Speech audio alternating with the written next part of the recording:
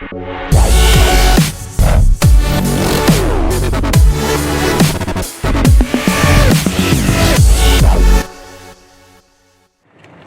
you tell us a little bit about the car? It's built motor, AM twin turbo kit with twin 7163 Borg Warner EFR turbos, E85, good fuel system on it. Got over 700. Little over 700. Sweet.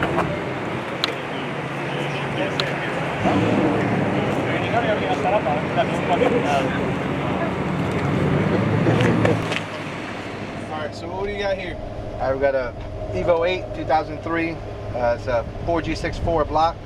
Evo 8 head, S3 cams.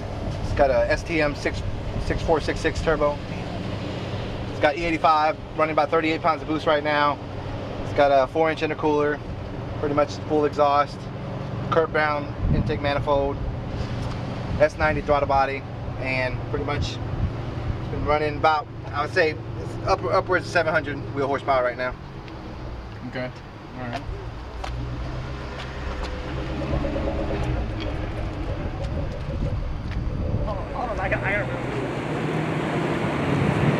Can you tell us about the car, man?